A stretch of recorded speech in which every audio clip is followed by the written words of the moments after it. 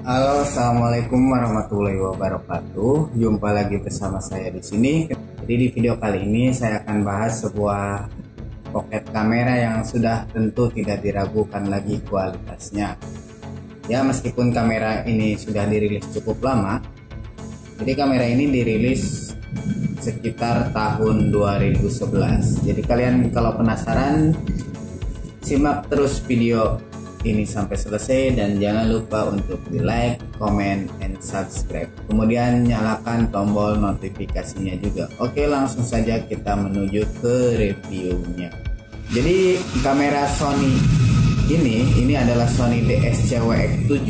Jadi kamera ini dirilis tahun 2011 untuk orang-orang pemula atau orang-orang baru yang belum biasa menggunakan kamera yang lebih canggih lagi. Alangkah baiknya kita menggunakan kamera ini untuk belajar. Saya ini beli bekas, harganya ini 300 ribuan. Kalau tidak salah belinya di e-commerce Bukalapak. Jadi udah lumayan cukup lama, udah 2 tahun juga saya punya, tapi jarang dipakai. Apakah kamera ini masih worth it digunakan di 2021? Karena ini tahun rilisnya 2011. Jadi ini kamera saya warna ungu yang identik dengan janda. Tentunya sangat banyak sekali pilihan warnanya, akan tetapi kamera ini sudah pasti tidak akan kalian dapatkan lagi secara baru. Untuk harganya sendiri ini banyak yang jualan di sekitar harga 300.000 sampai 500 ribuan. Itu secondnya ya. Tapi biasanya untuk mencari barang-barang bekas kayak kamera, kemudian ada handphone, itu carilah di Bukalapak ataupun di Tokopedia. Karena kita bisa mencari harga mulai dari yang terendah sampai yang tertinggi. Di sini saya tidak di endorse, cuma biasanya ya nyari barang bekas ya di situ. Dengan kualitas yang lumayan, ada yang baik, ada yang jelek juga. Ya daripada ngomong kesana kesini, lebih baik kita bahas kameranya. Di luar ada suara ear lumayan kencang. Jadi kamera Sony ini dengan lensa Carl Zeiss Vario Tessar ini ya, lensa Carl Zeiss-nya, bukan Vario milik motornya Honda. Kamera ini sudah cukup oke dengan sensor kamera 16,2 megapiksel dengan resolusi foto maksimal 4608 x 3456 piksel. Sedangkan untuk resolusi video maksimal kamera ini sudah mendukung kualitas HD AVC HD dengan resolusi 1920 kali 1980 piksel. Jadi gak kalah dong dengan kamera-kamera atau smartphone yang dirilis baru-baru ini, padahal ini dirilisnya tahun 2011. Kemudian apabila kalian sedang merekam foto, merekam video atau sedang memotret, jangan khawatir kekurangan penyimpanan eksternal karena kamera ini sudah dibekali slot micro SD. Ya, ada slot micro SD atau micro SDHC, atau juga bisa menggunakan memory stick Duo Pro miliknya Sony. Oke, lanjut. Jadi untuk format gambar, kamera ini mendukung JPEG. Format video ini menggunakan MP4 atau MP4 atau MPEG 4. Jadi dengan ukuran lensa ekuivalen 33,5 mm 25 sampai 125 mm dengan aperturnya ini f2 6 sampai f6,3. Tentunya saya tidak paham dengan apa itu apertur, jadi saya kurang begitu paham karena saya tidak mendalami dunia fotografi. Untuk ISO-nya atau lebih dengan untuk ISO-nya ini bisa mencapai 100 sampai 3200. Jadi untuk zoomnya kamera ini juga bisa di zoom sebanyak 5 kali. Ini ada 5. Ini zoomnya maksimal 5 kali. Tentunya semakin banyak di zoom hasilnya tidak akan semakin baik, karena biasanya semakin di zoom itu gambar yang akan muncul itu blur atau videonya kurang jelas. Jadi, kemudian untuk shutter speednya, kecepatan jepretnya ini di 1 per 1 per 1600 detik. Jadi agak sedikit lambat dengan fokus terbaik kameranya adalah 5 cm. Jadi jarak antara kamera dengan fokus objeknya itu paling bagus itu 5 cm.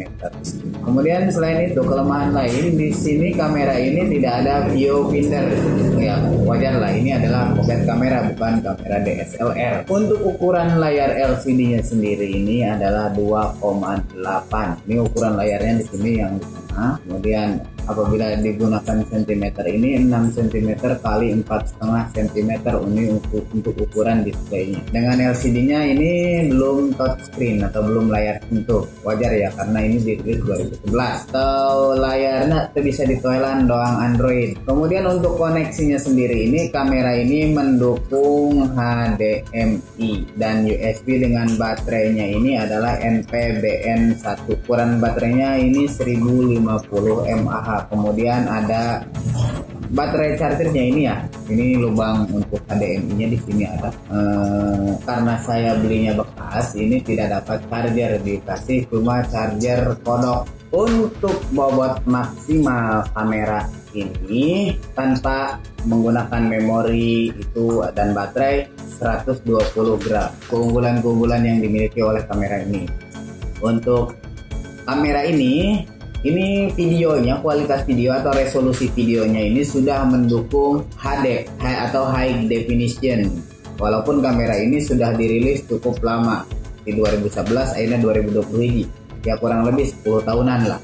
Kemudian kameranya ini ringan dan mudah untuk dimasukkan ke dalam saku atau dimasukkan ke dalam kantong. Kemudian ada 3 fitur gambar 3 dimensi. Kemudian untuk suara ketika kita merekam video ini cukup jelas, jadi terdengar nyaring sekali walaupun tanpa bantuan mikrofon yang diselipin di kaos atau di baju itu tuh, clip on. Jadi walaupun tanpa mikrofon kita ngomong dari sini ini cukup kedengaran. Untuk resolusi kameranya, ini terbilang fotonya ini menurut saya terbilang cukup standar. Ini kelemahannya seperti itu. Karena biasanya kalau kita foto, kita potret, si wajah, si muka kita itu terlihat memerah mirip cepot.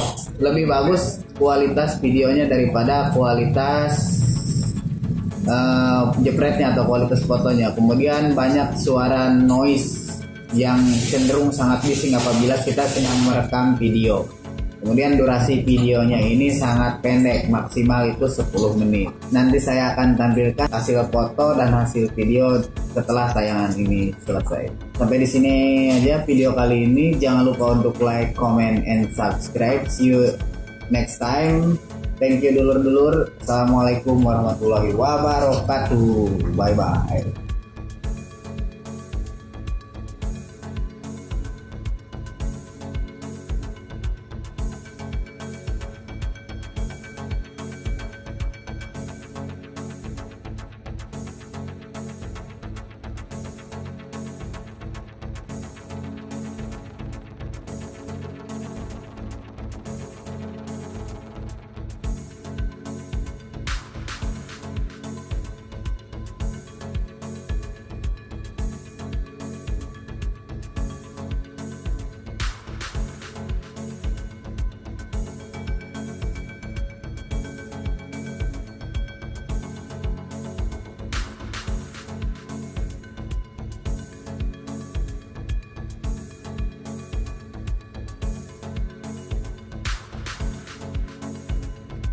Oke guys, jadi ini adalah sampel kamera video Sony DSC-WX7.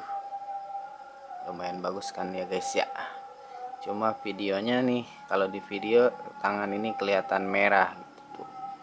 Oke, halo.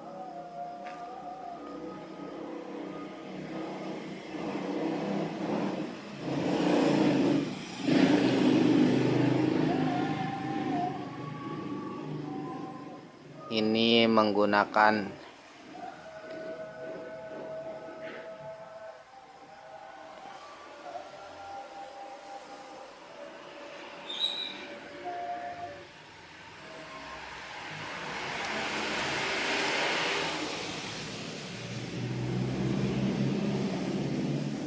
ini menggunakan resolusi 1080 pixel. Format videonya ini adalah MP4. Oke, bisa dimengerti.